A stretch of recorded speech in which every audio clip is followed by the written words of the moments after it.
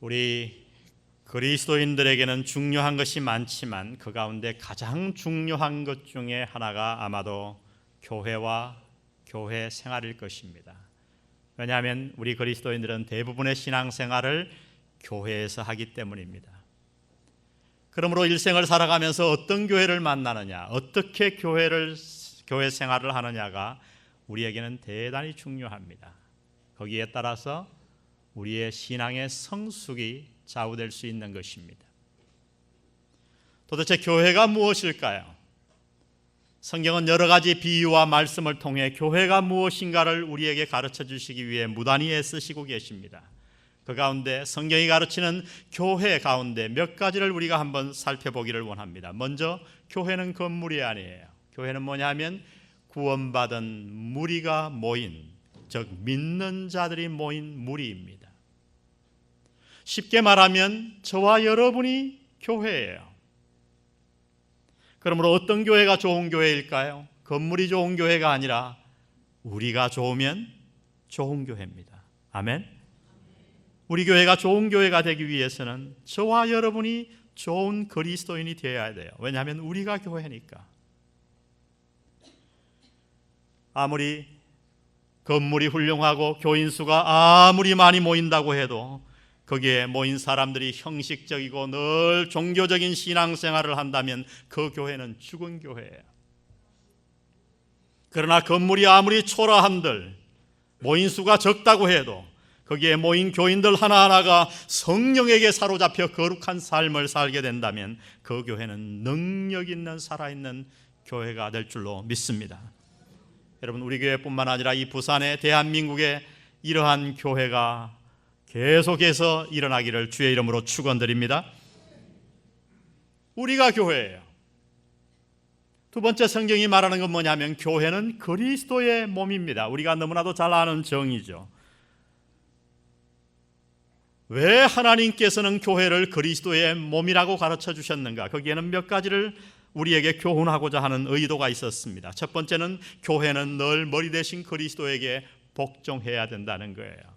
여기에 모인 우리 모두는 누구에게 복종해야 돼요? 그리스도에게 복종해야 돼요.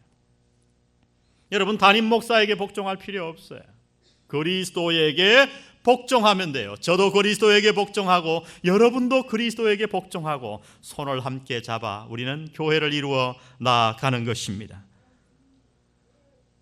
우리의 몸이 늘 머리의 지시를 받아 살듯이 교회도 늘 그리스도에게 순종할 때 교회가 건강하게 되고 제 기능을 다할 수 있는 것입니다.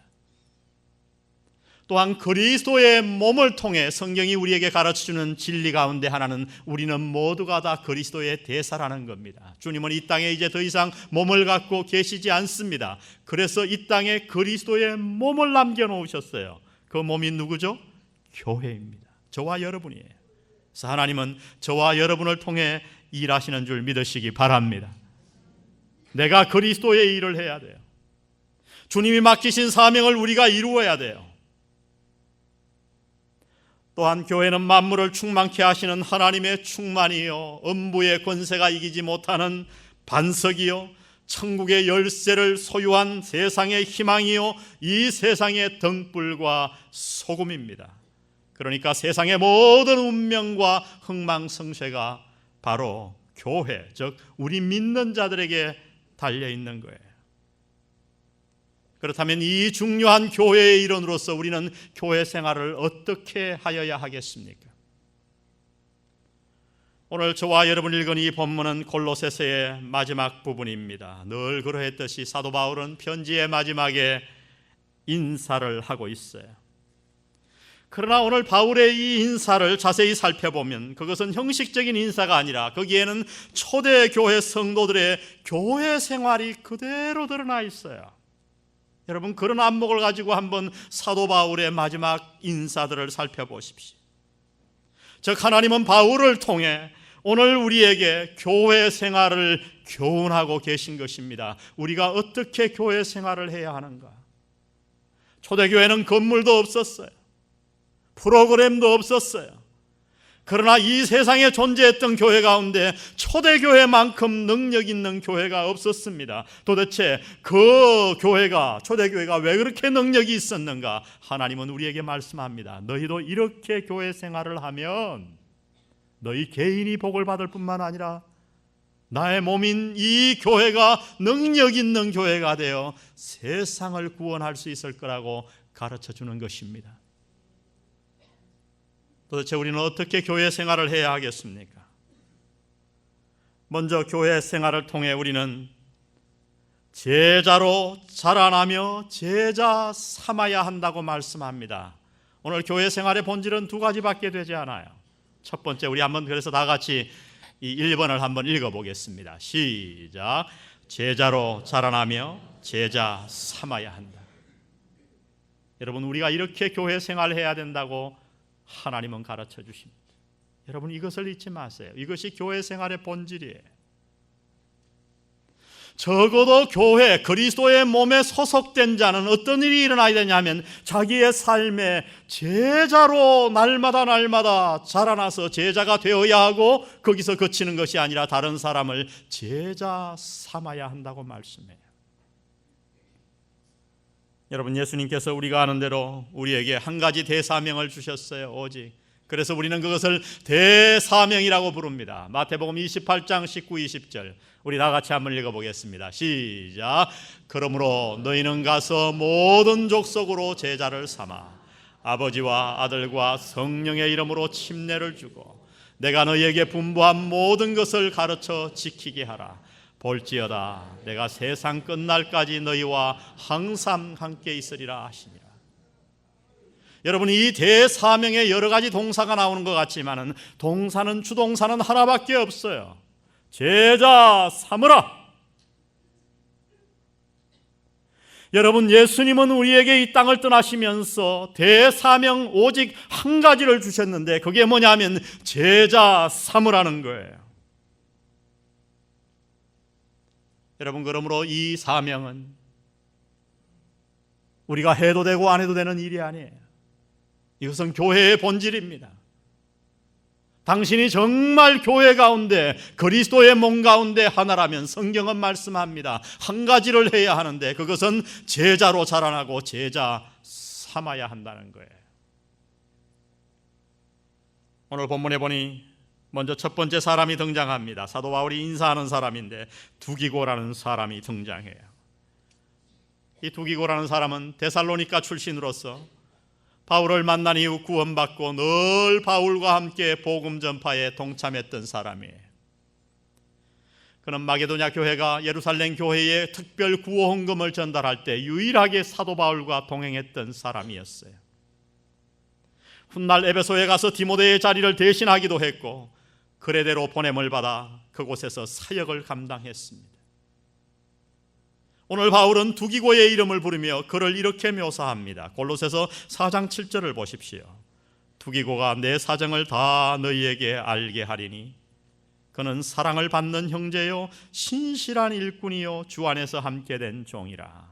이 말로 미루어 보아 이 골로새서는 누가 골로새 교인들에게 가져다 줬어요? 두기고가. 여러분, 두기고가 아니었다면 오늘 우리는 이 골로새서를 손에 들지 못했을 수도 있어요.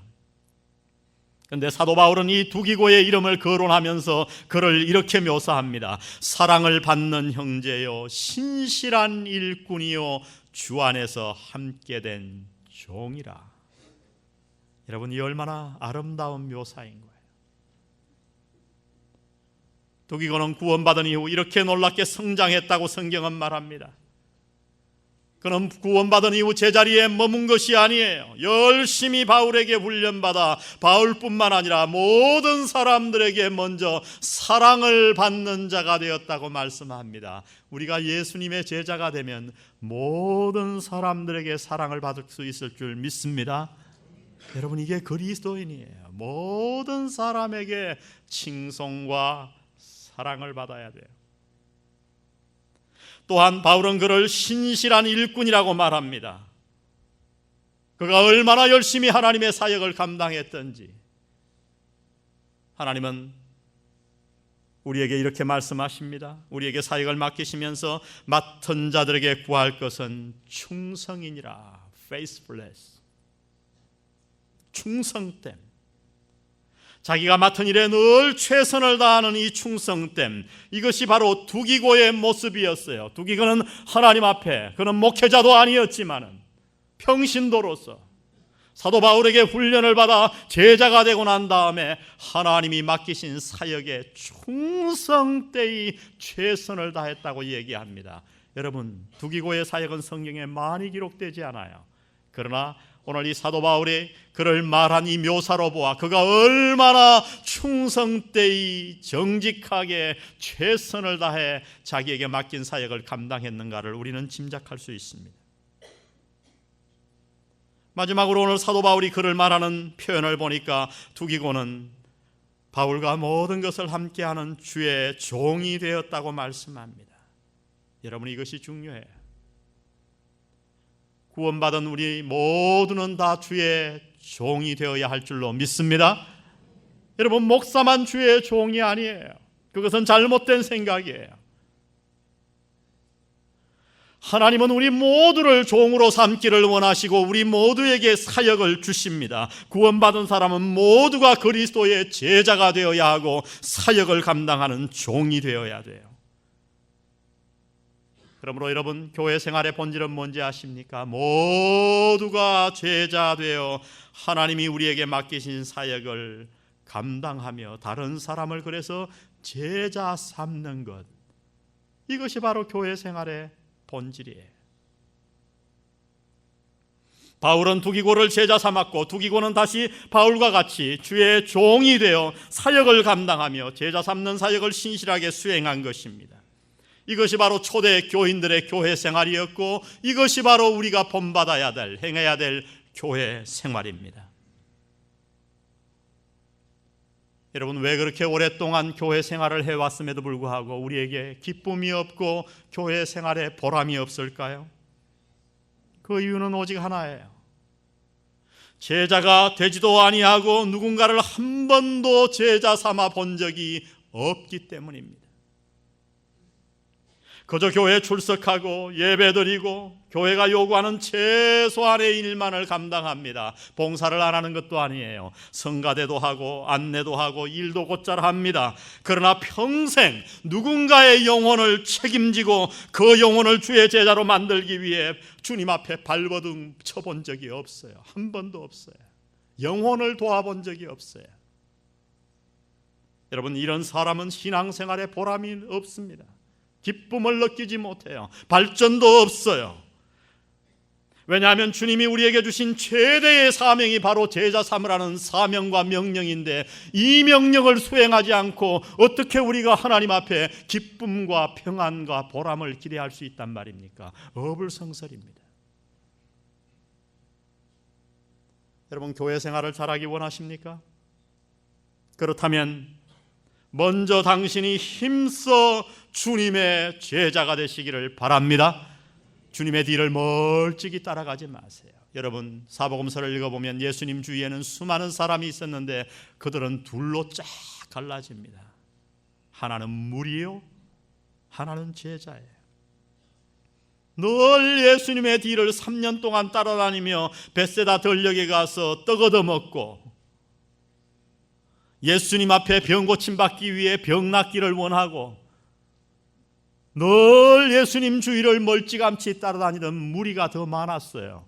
그러나 그 가운데서 예수님 가까이에 주님을 정말 본받고 배웠던 제자도 있었던 줄 믿습니다. 여러분 모두 주님의 제자가 되시기를 주의 이름으로 축원드립니다. 우리 옆 사람 한번 축복해 주십시다. 제자 되시기 바랍니다.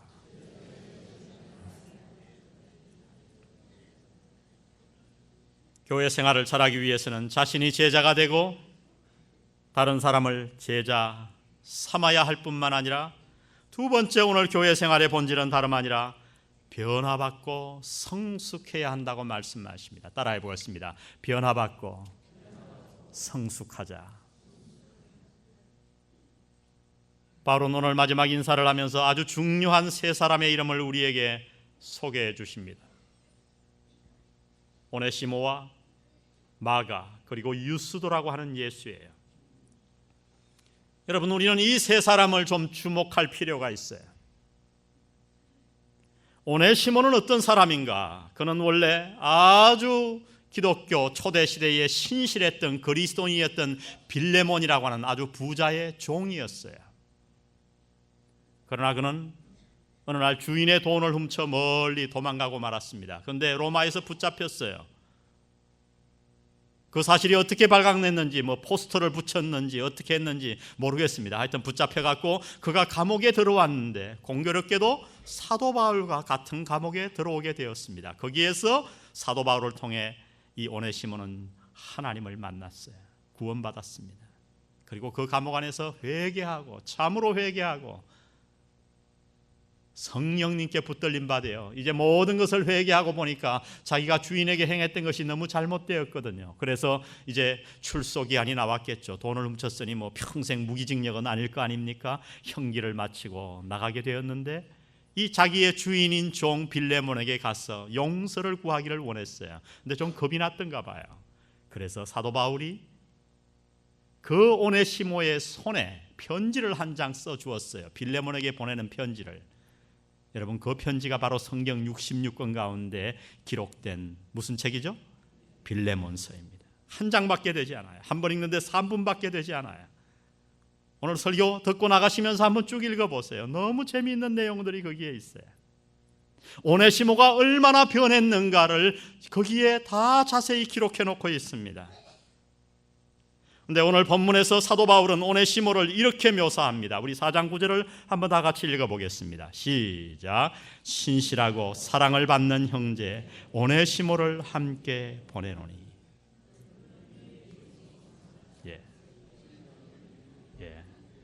뒤에는 제가 원고를 안 줬는데 방송실에서 다 했어요. 앞에만 제가 했습니다. 신실하고 사랑을 받는 형제 오네시모를 함께 보내노니. 여기서 중요한 것은 신실하고 사랑을 받는 형제 오네시모입니다. 여러분이 얼마나 아름다운 표현인가요? 그리고 놀라운 표현인가요? 그는 한때 주인의 돈을 훔쳐 달아난 부도덕한 노예였지만 이제는 사도 바울과 모든 그리스도인들에게 사랑을 받는 신실한 형제가 되었다고 말씀합니다. 여러분, 이것이 바로 올바른 교회 생활의 모습이에요. 여러분, 이것이 바로 교회의 본질이에요. 여러분, 교회 생활을 제대로 하면 어떤 사람이든지 누구든지 변화받게 되어 있습니다. 믿습니까? 이것이 성경이 가르치는 바예요. 하나님께는 출신과 성분이 아무 문제가 되지 않습니다. 과거에 어떤 실수나 잘못도 방해물이 될 수가 없어요. 흠많은 사람들이 예수님 만나고 나서 아름다운 그리스도의 몸이 되는 것, 그것이 바로 교회 생활의 본질이라고 성경은 말씀하는 거예요. 오늘 두 번째 사람은 누구인가요? 마가입니다. 마가는 예루살렘에서 홀로 된, 그러나 아주 당시에 부자였던 과부의 아들로 자라났어요. 그러니까 여러분, 마가는 어땠을까요? 조금 오늘날로 말하면 철이 덜 들었을 가능성이 많습니다. 근데 사도 바울이 1차 전도 여행을 따라갈 때에 바나바와 사도 바울이 가는데 이 바나바가 자기의 조카인 마가를 데리고 갔어요. 그런데 중간쯤 가가지고 그만 선교 여행을 중단한 거예요. 오늘날로 말하면 몽골에 열흘간 선교 여행을 갔는데 너무 힘들더라. 그래서 5일 만에 비행기표 끊어갖고 온 거예요. 근데 2차 전도 여행을 가는데 또 마가가 따라 나가겠다고 그러는 거예요. 그러니까 사도 바울은 좀 엄하잖아요. 그러니까 못 데려간다. 저 같으면 다음에 몽골 중간에 온 애를 데려가겠어요? 저도 안 데려갔을 것 같아요. 근데 바나바는 늘 마음이 넓어요. 그래서 데려가자. 사도 바울은 못 간다. 데려가자. 이래가지고 결국은 두 사도가 갈라섰어요. 대판 싸운 건 아니고, 그렇다면 우리 다르게 지역을 정해서 가자. 나는 마가를 데리고 가야 되겠다.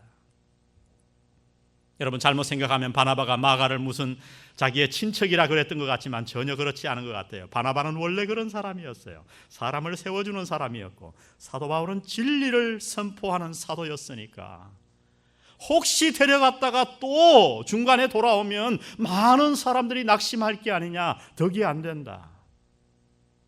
여러분, 그러나 마가 입장에서 한번 생각해 보십시오. 얼마나 상처받았을까요? 사도 바울도 얼마나 속이 상했을까요? 마가는 그런 사람이었어요. 그런데 여러분, 오늘 골로새서 마지막에 인사를 하면서 사도 바울은 아주 놀라운 말씀을 우리에게 전해주십니다. 오늘 본문 4장 10절을 보세요. 나와 함께 갇힌 아리스다고와 바나바의 생질 누구와? 마가. 마가가 지금 누구와 같이 어디에 있어요? 사도 바울과 같이 감옥에 갇혀 있어요. 할렐루야. 아멘. 여러분, 마가가 얼마나 변했던가요? 선교여행 하나 제대로 감당하지 못하고 유약하고 철이 없었던 그 마가가 이제 사도 바울이 골로새서의 마지막을 쓸 때 복음을 위해 사도 바울과 같이 감옥에 갇혀 있었다는 거예요. 아마 자원해서 그는 빠져나올 수 있었을 거예요. 어머니가 부자였기 때문에. 그러나 아마도 상상해 보건대 그는 자원해서 사도 바울과 같이 고난받기 원하여 감옥에 들어가 있었던 것 같아요. 훗날 마가는 감옥에서 풀려납니다. 사도 바울은 그 감옥에서 사형을 당하지만 그 마가가 풀려나고 난 이후에 사도 바울이 이제 사형 집행날을 얼마 남기지 않고 그의 마지막 서신에서 사도 바울이 이렇게 얘기합니다. 디모데후서 4장 1절 보세요.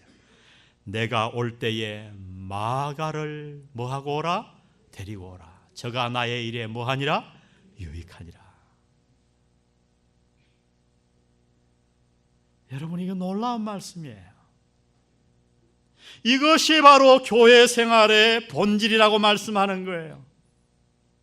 우리가 결론을 맺기 전에 유스도라고 하는 예수를 한번 보십시다. 4장 11절에 보니까 이렇게 말씀합니다. 유스도라 하는 예수도, 그의 이름이 예수였어요. 사실 예수라는 이름은 굉장히 당시에 흔한 이름이었습니다. 많이 쓰는 이름이었어요. 오늘 우리나라로 말하면 아마 철수 정도가 될 것 같아요. 유스도라 하는 예수, 예수님과 혼돈될까 봐 이 앞에 유스도라 하는 이름을 붙였어요. 유스도라 하는 예수도 너희에게 문안하니 저희는 누구라? 할례당이라.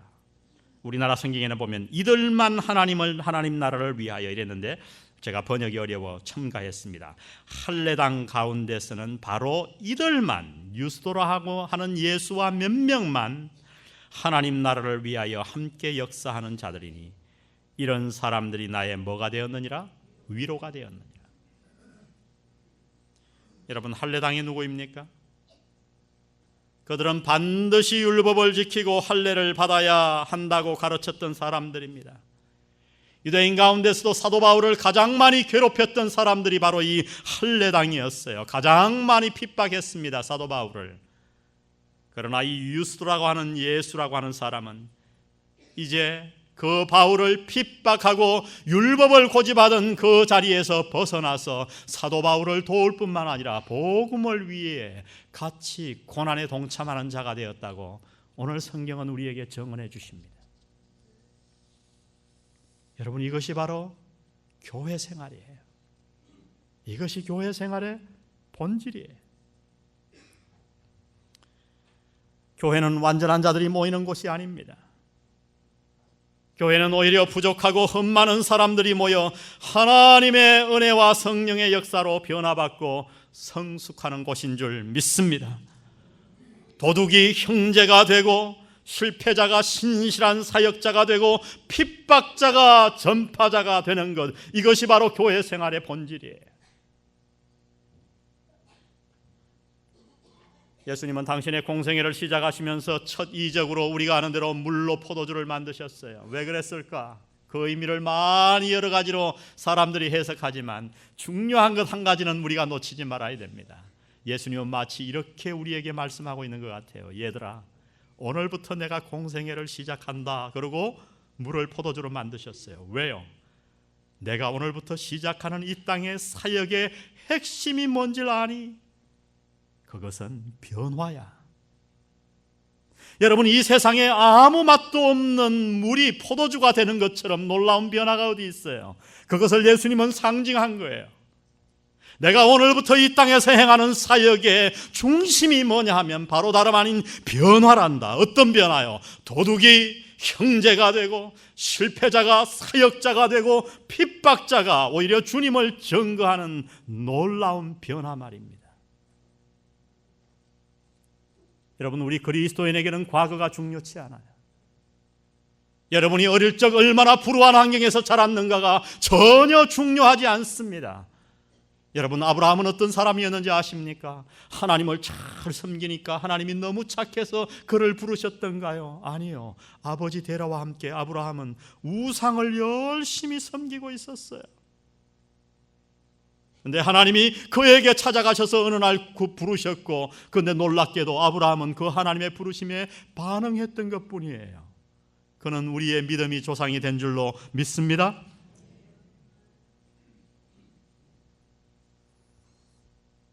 당신은 어떻습니까? 교회 생활한 지 얼마나 되셨나요? 수년 혹은 수십 년이 되셨나요? 그렇다면 한번 이렇게 질문해 보세요. 당신은 그동안 얼마나 변화되셨습니까?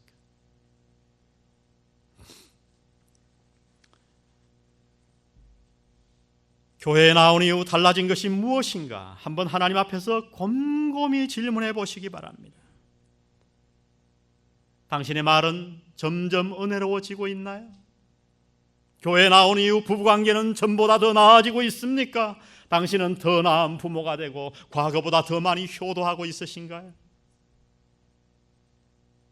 예수 믿기 전보다 직장에서 상사로부터 칭찬을 듣고 있습니까? 정말 여러분의 종업원들에게 존경을 얻고 있는가요? 당신은 날마다 제자로서 성장하고 있습니까? 다른 영혼을 제자 삼고 있는가요? 오늘 마음에 한번 질문해 보세요. 도대체 당신으로 말미암아 예수 믿은 제자의 삶을 사는 사람이 우리 교회 가운데 몇 명이나 되는지요? 여러분, 교회 생활은 종교 생활이 아닙니다. 왜요? 교회는 살아있는 하나님의 충만이요 성령의 전이요 살아있는 그리스도의 몸이기 때문이에요. 여러분, 우리가 정말 교회 생활을 제대로 한다면 우리는 절대 과거와 같을 수가 없어요. 살아있는 하나님과 늘 같이 하는데 그리스도의 몸인데 어떻게 달라지지 않을 수 있겠어요?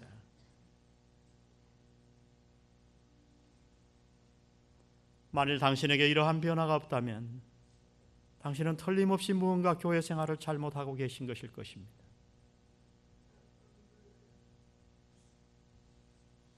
아마도 당신은 그동안 종교 생활을 해왔는지도 몰라요. 이러한 변화가 없었다면 이것이 오늘 하나님이 우리에게 가르쳐주는 말씀이에요.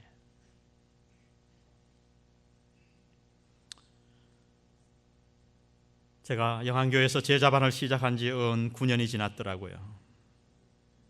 그동안 목회하면서 제게 가장 즐거웠던 일은 성장반, 제자반, 사역반에서 훈련받아 놀랍게 변화되는 사람들의 모습을 지켜보는 것이었어요. 이 말씀을 준비하면서 제가 한 시간을 쭉 우리 교회 요람을 보며, 요새는 컴퓨터가 다 되니까 말이죠, 컴퓨터로 화면을 보며 한 분 한 분을 떠올려 봤어요. 하나님이 우리 교회를 얼마나 축복하셨던지. 대단한 사역자들이 많더라고요.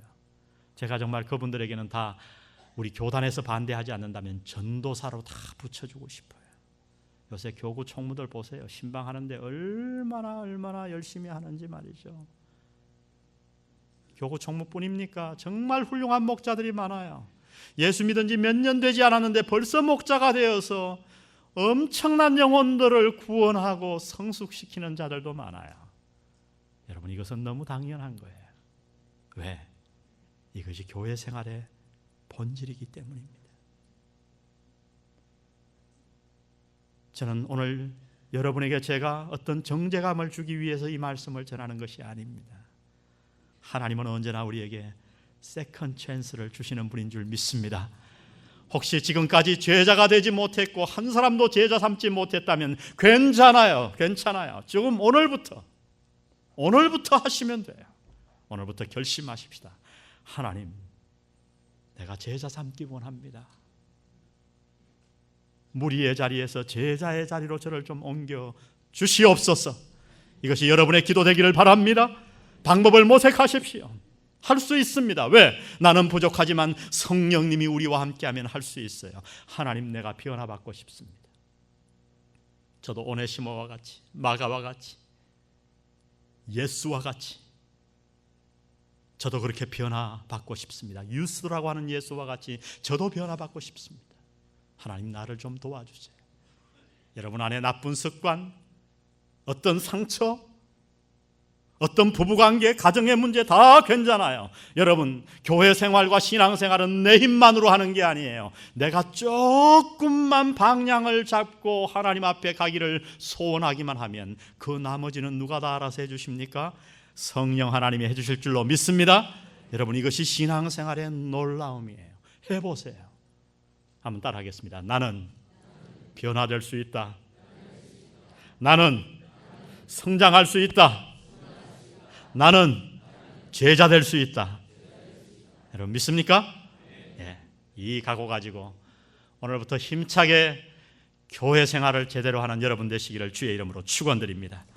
우리 자리에서 다 같이 일어나셔서 313장 찬송입니다. 오랜만에 우리 찬송가 갈 길을 밝히 보이시니 주 앞에 빨리 나갑시다. 우리 힘차게 이 찬양 부르고 오늘 예배 마치겠습니다.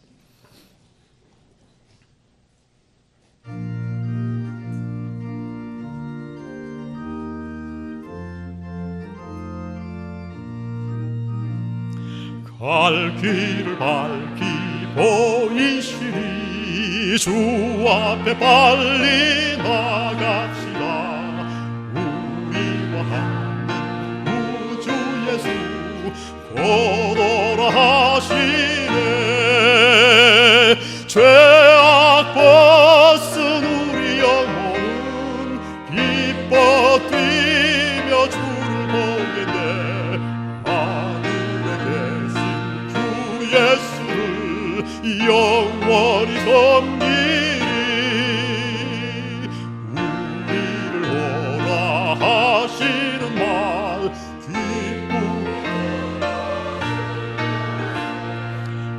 구주를 믿기 지체 말고 속속히 나가세. 아멘. 죄악 벗은 우리 영혼은 기뻐하겠네. 하늘에 계신 주 예수를 영원히 섬기리.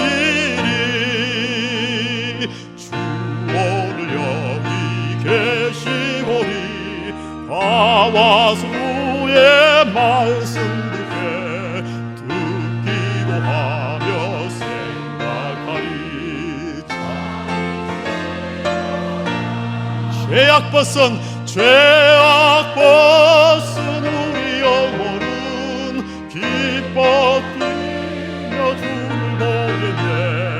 하늘에 계신 주 예수를 영원히 섬기. 죄악 벗은 우리 영혼은 죄악 벗은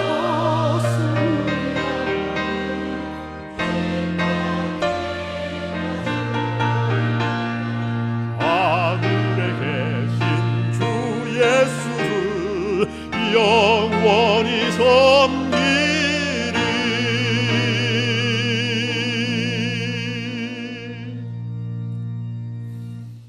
성부, 성자, 성령의 은혜가 오늘 교회가 무엇이며 교회 생활의 본질이 무엇인가를 하나님 앞에 가르침 받고 오늘 이후 살아있는 그리스도의 몸으로 제자 삼으며 변화받기를 작정하는 우리 영안교회 교우들 머리 위에 지금부터 영원히 함께 하시기를 예수님의 이름으로 간절히 축원하옵나이다. 아멘.